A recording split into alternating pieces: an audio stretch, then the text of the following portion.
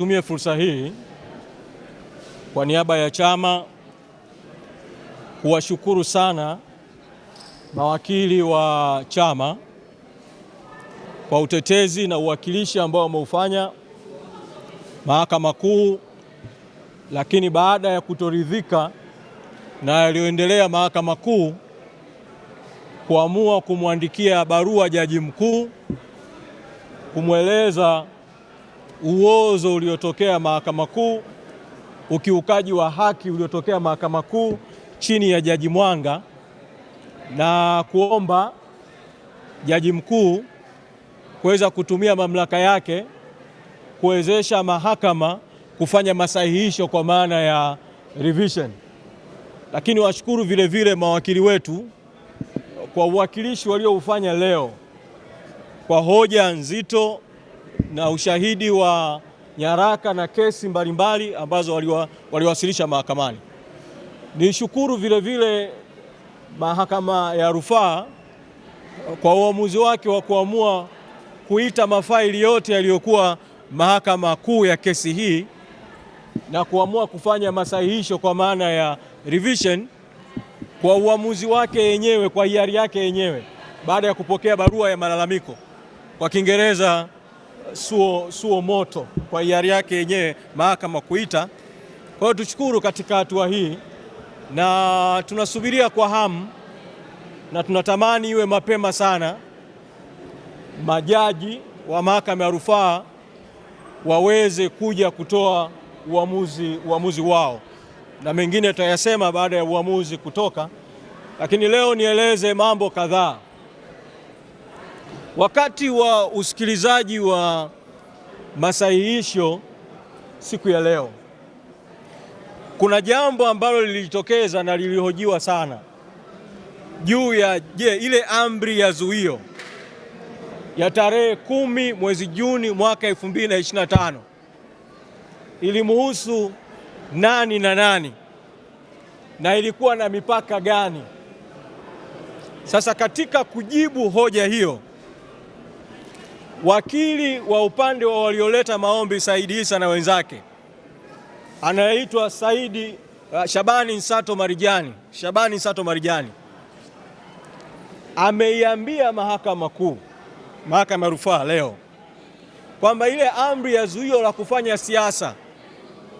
ilimuhusu katibu mkuu na bodi ya wadhamini peke yake, na ameiambia Mahakama ya Rufaa kwamba ile amri ya zuio la matumizi ya mali ilimuhusu katibu mkuu, bodi, waajiriwa walio chini ya katibu mkuu, mawakala walio chini ya katibu mkuu na watu wanaofanya kazi kwa niaba kwa maelekezo ya katibu mkuu.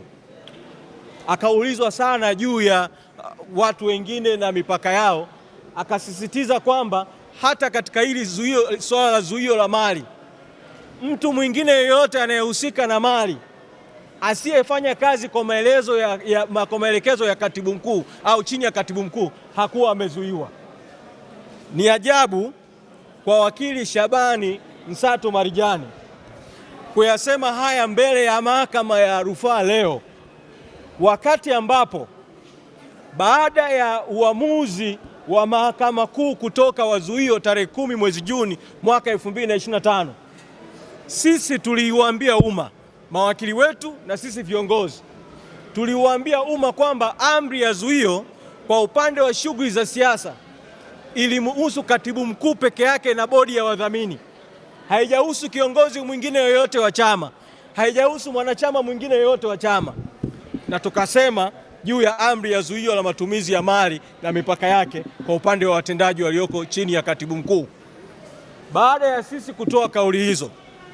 mawakili hawa wakina Shabani Nsato Marijani na wenzake wakafanya mkutano na waandishi wa habari, wakasema tumepotosha amri ya mahakama. Wakaenda mbele zaidi,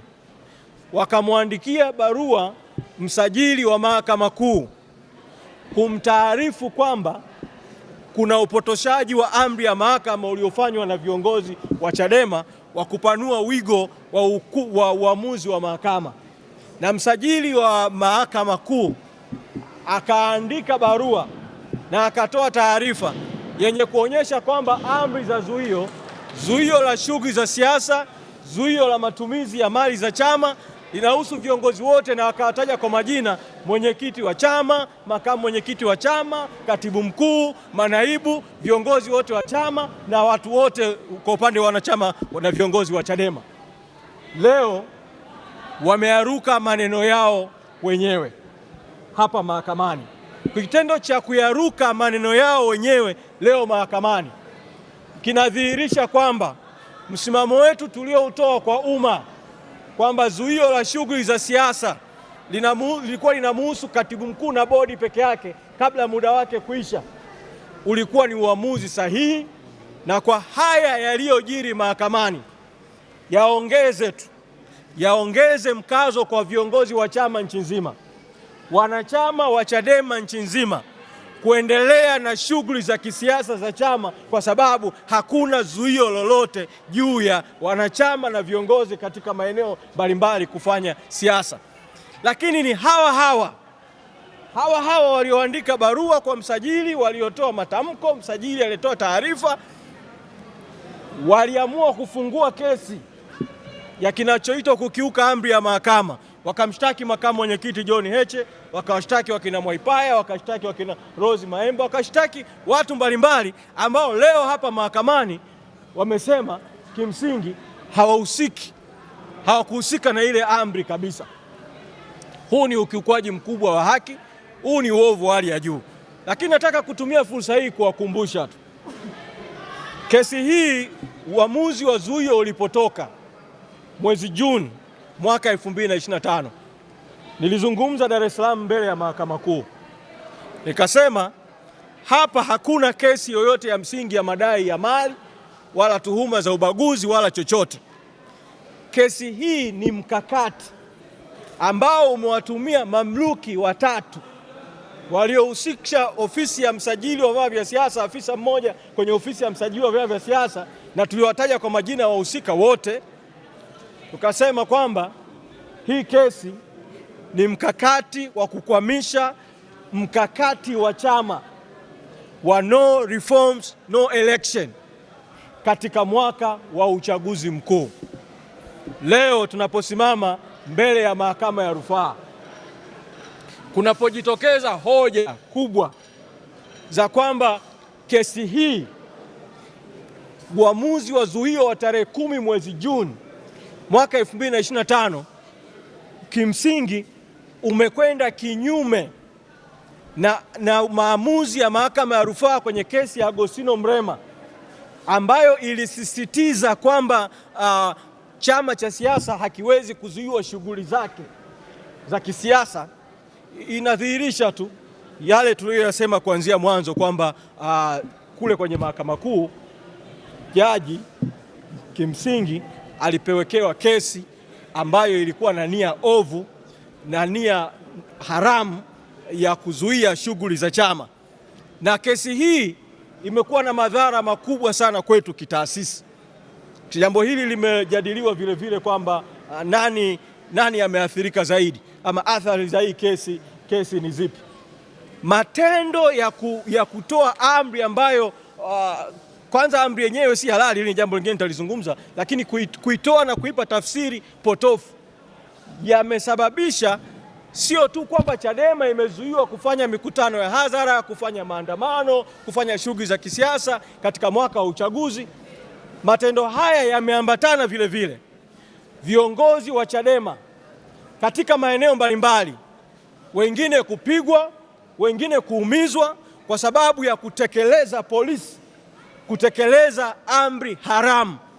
Na hivi karibuni kabisa ikiwa ni tukio la wanawake wa Chadema kwenye siku ya maadhimisho ya siku ya wanawake duniani tarehe 8 mwezi Machi mwaka huu, siku chache zilizopita, kupigwa, kudhalilishwa katika hatua za polisi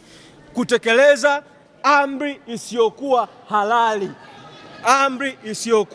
halali. Wanarudia kuweka mkazo tu na kusisitiza kwamba katika mazingira haya ambayo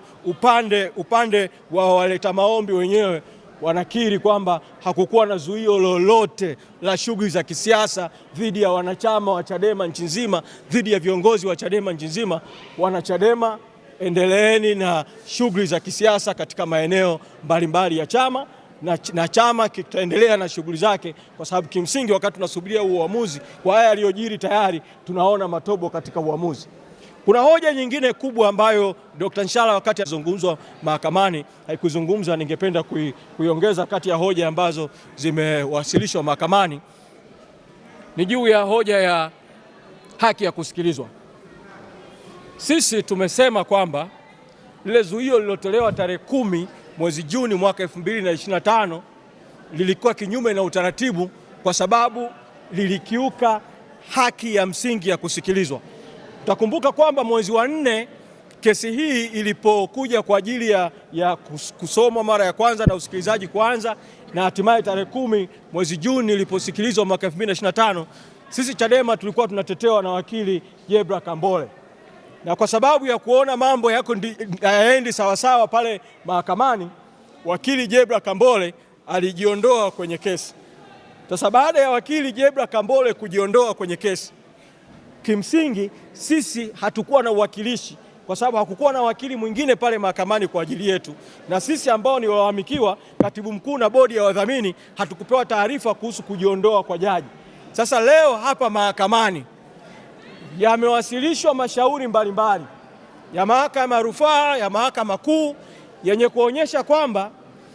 pale ambapo wakili anakuwa amejiondoa, iwe kwa sababu halali au zisizo halali, mteja hatakiwi kukoseshwa haki yake ya kusikilizwa. Anapaswa apewe nafasi ama ya kuwa na wakili mwingine au apewe nafasi ya kujiwakilisha na utaratibu mwingine, utaratibu ambao Jaji Mwanga kinyume kabisa na haki hakufuata katika kuamua kutoa zuio tarehe 10 mwezi Juni mwaka 2025, wakati sisi katibu mkuu, bodi ya wadhamini na Chadema kwa ujumla hatukuweko mahakamani na hakukuwa na wakili. Kwa hiyo ni kati ya hoja kuu sana ambayo imejengwa leo, kwa sababu kanuni ya asili ya haki ambayo iko kwa mujibu wa katiba kwamba mtu hawezi kuhukumiwa au uamuzi kufanywa dhidi yake bila kusikilizwa imekiukwa, na imeelezwa mahakamani kwamba kunapokuwa na ukiukwaji wa namna hii wa haki ya asili ya kusikilizwa, hayo maamuzi yote yaliyofanyika katika ngazi hiyo kimsingi yanakuwa ni maamuzi batili. Kwa tunasubiria uamuzi, na hatutaki kuingilia maamuzi ya majaji kwenye mahakama hii ya rufaa, lakini sisi tunaamini kwamba mahakama itakuwa imefanya mapitio na kusikiliza hoja zote za msingi na kufanya masahihisho juu ya maamuzi yote ambayo yamekiuka haki, maamuzi mabovu, maamuzi yenye uozo ambayo yamefanywa na jaji katika mahakama kuu. Lakini nihitimishe kwa kuendelea kusisitiza tena kwamba kesi hii ilifunguliwa kwa nia ovu, kwa nia mbaya ya kuzuia shughuli za Chadema katika mwaka wa uchaguzi mkuu. Ilikuwa ni mbinu ya Samia Suluhu, CCM na mamluki wanaotumika nao, walipoona wamezidiwa na kampeni ya no reforms no election, walipoona umma unataka reforms kabla ya uchaguzi, wakaona namna pekee ya kudhibiti hali ya mambo ni kukizuia chama kikuu cha siasa kisifanye mikutano ya hadhara, kisifanye maandamano, kisiwaunganishe wananchi. Sasa matokeo ya kuzuia chama kikuu cha siasa kufanya shughuli za siasa katika mwaka wa uchaguzi, madhara yake ni watawala kuchochea hasira zaidi kwa wananchi. Kwa nataka kusema kwamba katika matukio ya mauaji ya tarehe 29 mwezi Oktoba na baada ya hapo, na matendo mengine ya uvunjaji wa haki na uovu yaliyotokea baada ya hapo, watawala waliokizuia chama kikuu cha siasa kufanya siasa katika mwaka wa uchaguzi wanadamu katika mikono yao kutokana na hayo yaliyotokea. Asanteni sana.